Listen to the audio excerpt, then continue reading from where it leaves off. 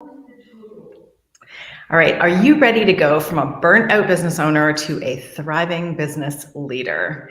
I'm so excited because today on Live with Laura, I'll be chatting with Hunter Lowder. I hope I pronounced that right, the co-owner of Tortoise and the Bear, a business strategy, operations, and mindset coaching company that supports visionary entrepreneurs to bring their wild and crazy dreams to life. Hunter, that speaks to my soul. So I can't wait for this conversation. So after suffering from burnout as a CEO, severe burnout, Hunter is passionate about building a business in alignment with her values. Welcome, Hunter. Thanks for joining me. Thank you for having me. I'm very excited. So I have to ask, you suffered from severe burnout. How long did it take for you to realize how burnt out you were? And what did you do to change that state? I think that's because I think so many people struggle with burnout. We were just Absolutely. talking about that before going live. Like burnout's almost become this word that almost has lost some meaning. So let's dive into it. Absolutely. I think people use it a lot nowadays, and that could either be that they don't really understand what burnout is, or it's become so common that I think a lot of people are really suffering from it and not really aware of what it is. So my own little story is that I used to run a 7-figure wedding and event business. I was in the hospitality industry, and I loved it. It was super crazy, working nights and weekends, weddings, events, corporate parties. And I think it took me about 2 years to realize that I was burned out because I was a type A overachiever. Like I could just work my way through any problem. I could just, stay up late and be super busy and not take care of myself and work my way through. And slowly but surely, I started having insomnia issues. I started having health issues. I started having even mental health issues with some, depression and anxiety and panic attacks. And I kept going to the doctor and saying, like, what's wrong with me? I'm not sleeping. I'm having all these issues with my heart. Just things are not going well. And they would just run test after test on me and say, you're fine. You're physically fine. Everything's great with you. I'm not fine. I'm not doing well. So that was like a point where I said, you know what, there's something else going on here. Minus just physical, something that's also, emotional, psychological, environmental. And I kind of started down that path and basically decided that in order to take care of myself and get to the bottom of these health issues, I could not be a CEO of a multi-7-figure company. I just didn't have the time, the bandwidth, the availability to take care of myself. And so at age 35, actually, I was like, well, I could either leave my career behind and go heal myself and figure out what's going on, or I could have a heart attack and then I won't have a career anyway because I will not be around. So let me go take this little break from my career and figure out what's going on. So that was kind of the start of my recovery from burnout. Wow. Okay. So there's a few things I want to dive into there. First of all, I used to have a wedding and wedding stationery That's business. right. Yes. I'm like I still love the whole Oh events yeah, world, and absolutely. now I just like attending weddings when I can find it, like busting up a dance floor, that you don't have to plan, around. But so I love that we both have that history Absolutely. in the events world. So you dove in, and I love that you listened to yourself. You're like, I have a thriving business, but this is going to kill me if I keep going. And you listen to that. How long did that healing take? And did you completely did you close your business? Like, how did you handle that transition? Sure. So the business that I ran was actually a family business. So there was an extra layer on top of that of like, if I leave this business behind, is my family going to hate me? Are they going to not talk to me anymore? Am I going to lose that relationship? But my family was great and was like, you know what, your health is more important than any enterprise we have. So please go off and heal yourself. So I actually moved from where I lived at the time because when I left my career, the biggest thing that happened to me was I had like an identity crisis, if that's like too cliche. I really did not Totally know. happened to me when I left the industry. I was like, who am I if I'm not that person? Exactly. My identity. Align with, connect with that. 100%, 100%. It surprised me because I really didn't realize how much my identity was and who I was and what I did, as opposed to just who I am or who I'm being, or kind of this individual human inside. And so when I left, I lost all my peer groups. I lost all my friends, and not in a bad way. Just we had nothing in common anymore. They were talking about weddings and events, and I was like, I'm trying to recover from burnout. So we didn't have much in common to talk about. So that was a big kind of red flag for me of like, I don't know who I am. I don't know what I like to do. I don't know who I would like to be. And I don't know what I want to be when I grow up. So almost like recreating who I am or who I was, who I wanted to be was a big step in the process. Yeah. And so what was that, how did that go with the family and the transition and the time that you took to heal? It actually went, I mean, I can look back now. I think hindsight's always like much kinder than it is in the moment. I can look back and say, oh, it went really well. And sometimes people ask, how much have you changed? Like, kind of who are you nowadays? And I say, I can't even say I did a 180 because I'm such a different person than I was before. It's not even like, there was a transition. I feel like I've reworded, rewritten, calibrated like most things about me that were not serving me anymore. They might have served me to get to where I was and as a CEO in my company. But at that point, it was like, I need to redefine who I am as a person, who I am as a business owner. And so it took me about 3 years to really recover enough to decide to start my own business, which I started 2 years ago, Tortoise the Bear. And I was able to get my first position as an executive VA. So I kind of went from like CEO of a 7-figure company, and then I like burned all the boats and started all over again as an executive VA, kind of at the bottom of the online business world, and not in a bad way, but just like that kind of first step. Because I really wanted to learn online business because one of my values is freedom. And I said, I do not ever want to have to be at a certain place at a certain time with a certain person like ever again, in the sense of like going to a retail store or having to show up for an event. So for me, it was really important to learn the online world because I wanted to be a digital nomad in the very near future is one of my goals as well.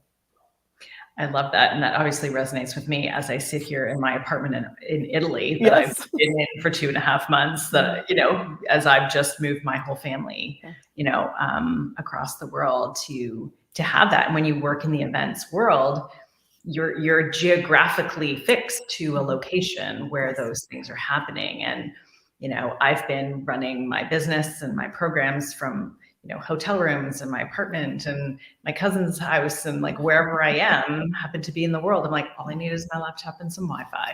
Absolutely. And a team that, can help me, pull things together. So I completely understand that. And I think so many people are looking for that freedom. I think that's become the new counterpoint to that overwhelm is freedom. It's choice. I think it's that choice, the ability to like dictate your life, to be in charge of your life, to make those decisions. If you love going into a retail space every single day and working with customers, fantastic. If you want to sit in your room and work behind the computer and never talk to anybody ever, awesome. Gives you that option. Yeah, I definitely do love the in-person stuff, but it doesn't have to be like every day, all day. So I can see both sides of it. But, and if you're joining us, I know we have some people joining us live. If you've got questions for Hunter, want to join in this conversation, share your story of burnout, we'd love to hear anything that you want to share, because I feel like, sometimes we just need that place where you can share, like, I resonate with this. I've been there. I'm there now. Like, how do I move through this? So maybe you could share, if you're open to just like, what did you do? Like, what tools, what activities did you do to move through that? It took 3 years to recover from this burnout. So what did you do in that time? So I'm one of those people that like, I will literally try anything. It's like, if it works, I don't care what it is. Like, just, I want to feel better. I want to feel normal again. So I think I've probably done most everything from journaling, meditation, kind of more of the Eastern philosophies, maybe a little woo, spirituality, going to psychics, getting into tarot, like astrology, all that kind of stuff. And then of course, on this side, more the Western side, psychologists and life coaches and people that are experts in helping people with burnout, finding new careers, discovering who they are. So I'm a big fan of like, if you can, hire an expert. But otherwise, the internet is such an amazing place to read articles and look for activities and exercises. And I'm a big proponent of like, try something until something works. Like, a lot of gurus out there will say, oh, you need to journal, or you need to meditate, or you need to whatever. If you hate meditating, that's not the only way you can, calm yourself down and get more grounded and more centered. There are lots of ways you can do it. So I'm a big fan of just like, keep trying something until something works. And then that's your thing. No matter what all the experts say, like, that's your thing. I love that. And I totally resonate, because sometimes you feel like, oh, I should be doing this every day. Like only the best CEOs meditate every day and do this and eat this way. And it's like, if it doesn't work with you, if it feels really effortful, and I've been in those places where I feel really like compelled, like I have to do this way. And it's only when I kind of go, how do I want to incorporate this into my life? And even redefining meditation, like a meditation could be a walk, it could be a dance, it could be a cooking, it could be like, it's just getting into a state where you're,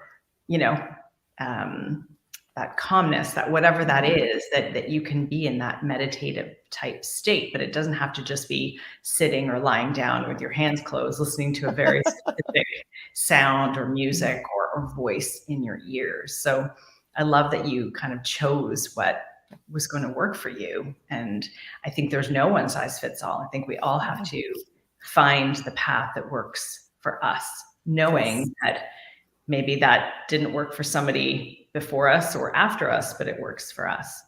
Well, I think there's a lot of judgment on that too, of like, oh, this person did this, so I should. And it's funny, the words you were using were big words for me, like I should do this, or I have to do this.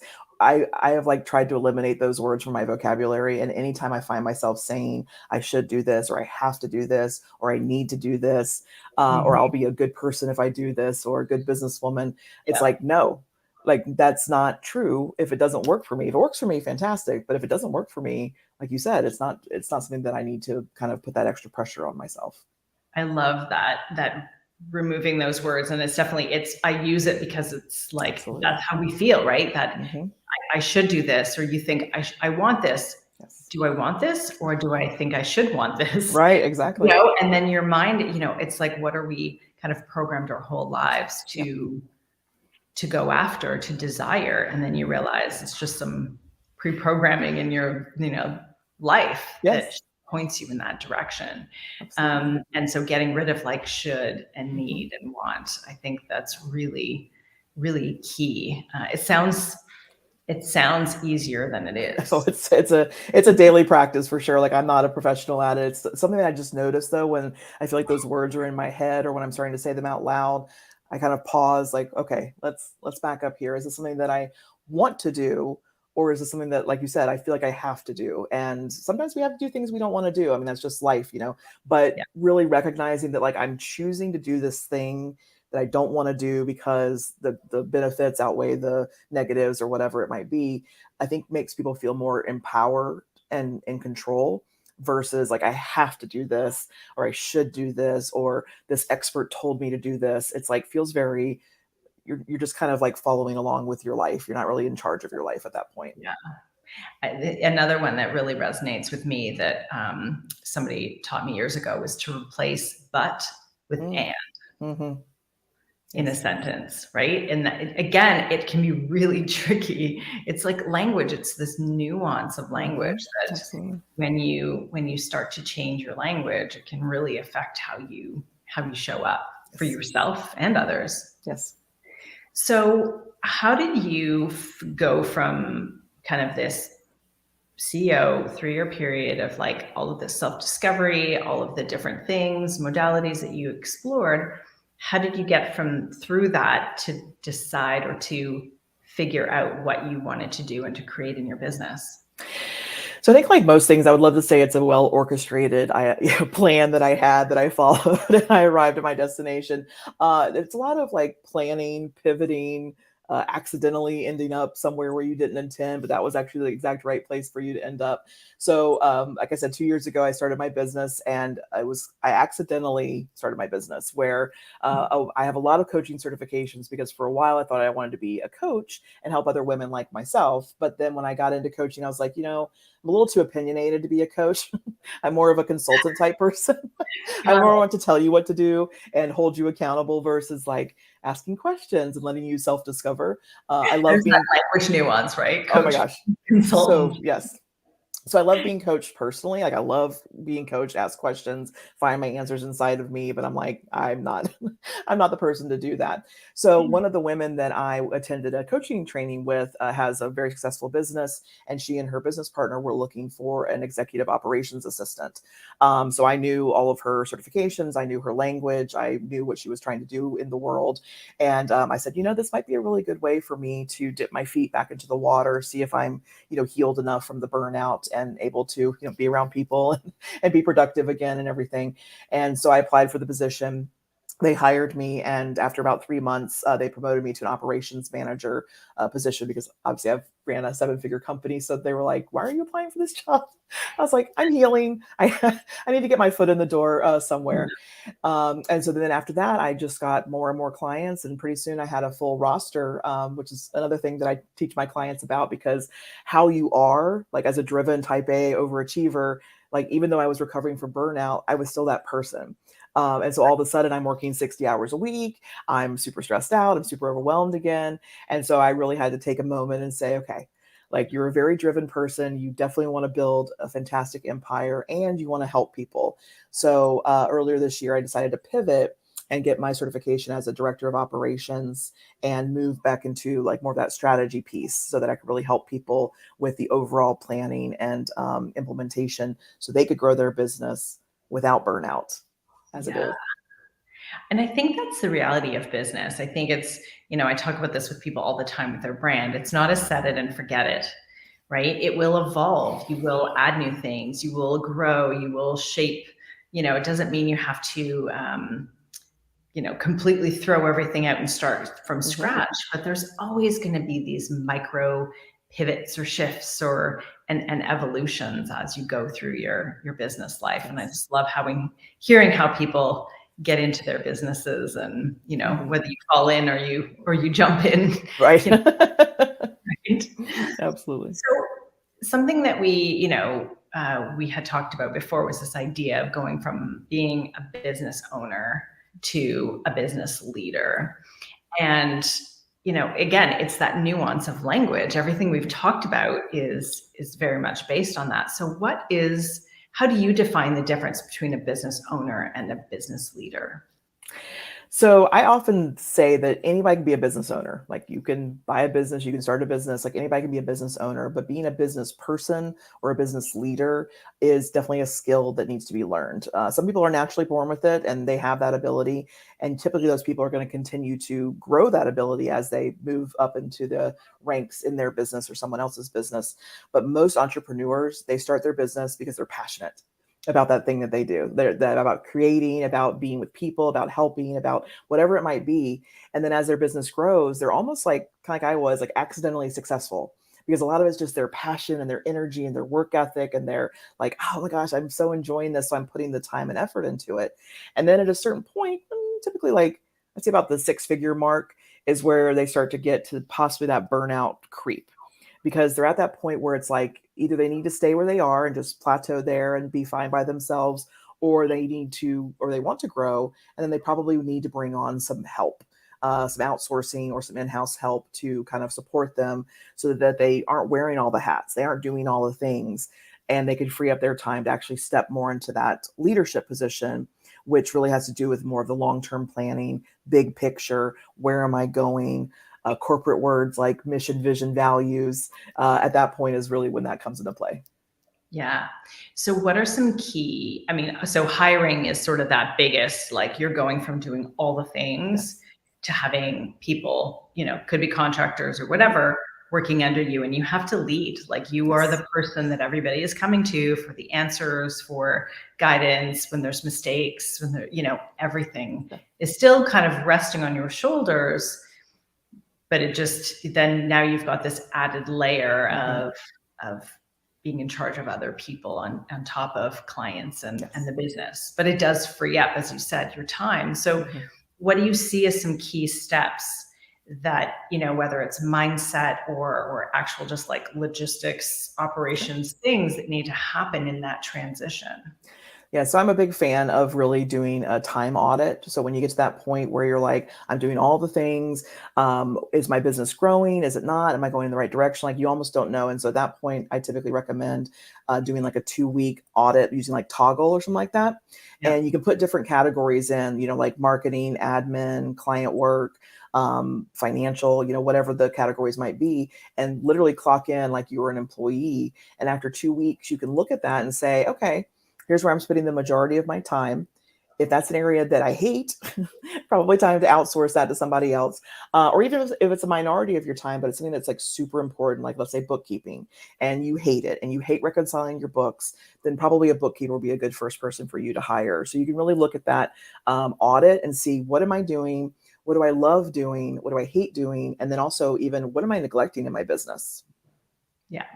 What are you doing that is actually damaging your business and not helping it, right? Like Yes. many people should not be doing their own bookkeeping. I think Right. that is really that was one of the first things I outsourced. Mm-hmm. And I had been hacking it together myself. I'm like, I'm a creative person. I'm a designer. Like there was no way I should be doing anything, not that is math related, but like anything that could be audited or government or like, there were times I was missing money, like that I wasn't getting paid for. And I was like, Yeah. it's just not my zone of genius. Mm-hmm. Like, I understand a lot more now, but that can really be a problem when you're new and you don't have your numbers Right. sorted. Either you're not charging enough, you're spending too much in places, you're reconciling things incorrectly, you're not submitting things properly to the government, they come back with a big tax. But like there's all kinds of issues that could come up with that. So I think, hiring the right first person is definitely, and that to me feels like for most people probably the first place, unless maybe you're running a bookkeeping business. Right. But then you might need a graphic designer or a marketing person to come in and be creative. So typically the business leader category goes into two directions. It's typically operations or marketing. So as you grow your business, you're probably going to either be heavy in operations. Like for me, I'm an operator. So that's always going to be my area. And I'm going to bring on someone like you who's super creative, who can help me be visible and be out there on the internet and send out emails and everything else. And then someone like you who's super creative, you're going to need an operator. You're going to need somebody who's like a bookkeeper, a VA, someone who's going to really handle those processes and procedures. And so I think recognizing which side of the fence you fall on, and then realizing that, and not that you can't hire someone creative by any means, but what you need is likely someone who's more of an operations-based person. Yeah, a few years ago, I realized that I know enough to be dangerous in many areas. Like I was like, every time I would set something up in my active campaign for a webinar sequence, inevitably I would screw it up. And I'm like, well, I know how to do this, but I don't have so it's like, well, I know enough, but sometimes if you don't even know anything, then you have to outsource that. I was like, man, I need to know less about some of these things so I can just rely on other people. So I've been in enough situations where I'm like, I know that logistics and like certain things are just not my skill set. I need that counterpoint person to be that for me, so that those types of things don't fall through the cracks, and I don't have to store everything up here, which definitely happens, and that leads to burnout too when your brain is always spinning. Absolutely, which would be like a technology recommendation. So it's like there's human resources and there's tech resources. And so I think the combination of start with tech as you're growing, find a great tech to keep your customer relationship management, your, email marketing, your task management, something like a project management tool. And then as you're starting to grow, then probably a person would be the next logical step. Yeah. So you mentioned something earlier about, as you were going through your kind of recovering from the burnout. And I just wanted to touch on this as sort of a last kind of question we can dive into. And that's this idea that, you were like, well, there's not one way. Like there's, you kind of took all of these pieces, right? And I think a lot of times with business, there's kind of this cookie cutter way of running a business. We're kind of like, here's how you do this, and here's how you do marketing, and this is how you do, blah, blah, blah, blah, blah. And I don't think, yes, there's certain things that I think, you need to have in place. But this idea of not creating a cookie cutter business really resonates with me, just like creating a cookie cutter healthcare plan. Like that one size doesn't fit all. So I would love to hear your thoughts on this idea of like really creating a unique business that doesn't follow the norms that everyone else. Absolutely. I'm a big fan of like people being their weird selves, like quirky selves, and just like be you, because I think in the online world especially, like people buy from people still, not from businesses, and they are going to be attracted to you or repelled, which is even better because then you don't want to work with someone who doesn't like you and doesn't get you. And I think especially people like me and a lot of corporate expats or people that like pivoted during the pandemic, they have this very corporate mindset of like, no, it needs to be professional. My writing needs to be like a college essay. I cannot curse. I cannot use bright colors. Like it needs to be this whole thing. And so there's a little bit like of a giving yourself permission and a bit of a metamorphosis into like being yourself and putting yourself into your business. And I even struggled with this too, where I was just like, business, business, business. It's very clear. It's very objective. It's very logical.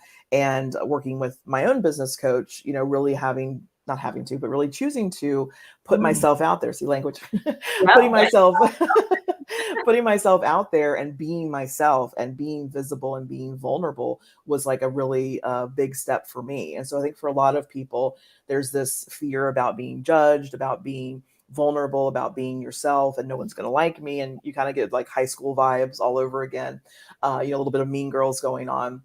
But I really think it is the path to recovering from burnout, from like what corporate society tells you have to be. And I think especially for women to really find like who they are and then make a business out of that, because you're going to love it every single day that you show up.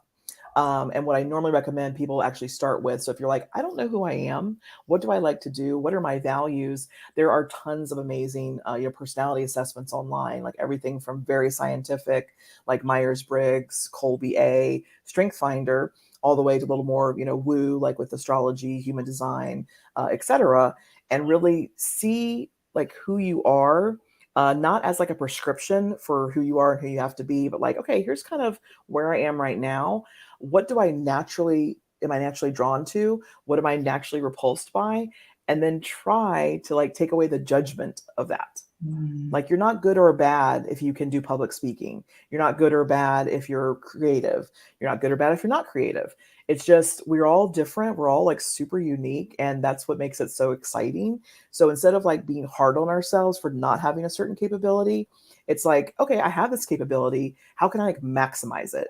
Versus almost like mourning the fact that I don't have this capability. It's like, that's okay. There's someone out there that has that capability who can compliment me and support me. How can I be like myself and really bring that magic to the world? I want to go back and rewatch what you just said. I loved everything about it. And I'm just like, I would love to take notes, but I'm like, this is being recorded. Go back and listen to what you said. 100%. And I do that through a branding lens, right? This idea of like, you don't have to look a certain way, sound a certain way, dress a certain way. If you swear, then swear. If you dress this way, then dress this way. If you've got, I had pink hair up until a couple months. Like, it doesn't matter. You can have pink hair and tattoos and swear, and we can build a brand that will resonate with you and attract the right clients and repel the wrong clients. Absolutely. And same on the other side, right? If you're conservative and you're like, but how can we separate you from everybody else in your industry so you are in that category one and your brand doesn't feel effortful, right? I would say if it feels like you're pushing a boulder up a hill, then this isn't the right brand for you or business, because it shouldn't feel so hard. It doesn't have to be hard. It can be easy to be your brand. And that happens when you're in alignment and when you're doing it your way, not every other way that somebody else has done before you. And that's such a big belief that I think people need to work on when they're starting their own business, is this idea that anything that's worth it has to be hard. Yeah. That's a very like, corporate America concept. It's like, if you didn't struggle to get here, you didn't deserve it, or you really didn't want it that badly. And the idea is like, no, there actually are really wonderful things that it can be easy and you can get there easily, so. I love that. I think that's such a big lesson. And I think we often get caught up in that idea that it has to be hard. And what if it doesn't have to be hard? What if you could actually build your business in a way that feels fun and feels in alignment and feels joyful because of who you get to work with, what you get to share with the world? I think I'd love, for more businesses and business owners to operate that way. I think we'd have a lot less burnout, that's for sure. Absolutely. Amazing. Thank you, Hunter, for joining me. How can people find you, work with you? Let us know. What are the best ways for people to connect with you? Of course. So I think Instagram is usually the best way to connect. Our username is Tortoise and the Bear. And I would love to chat with anybody. I'm a big fan of like, ask me anything. If you want to hop in my DMs and ask me a question, if something resonated with you, like I love chatting with people and helping them kind of take that first step towards either moving out of burnout, building a great business, or figuring out how to grow a great business. Amazing. We'll make sure to pop those links in so everyone can get those and connect with you.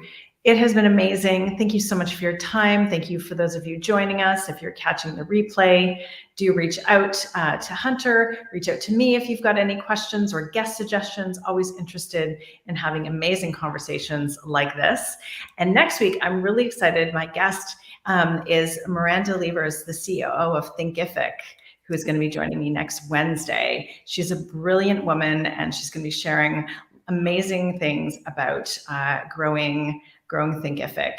She is a powerful, amazing female entrepreneur who I adore, and I can't wait for that conversation. So thank you again, Hunter, and have an amazing rest of your day, everybody.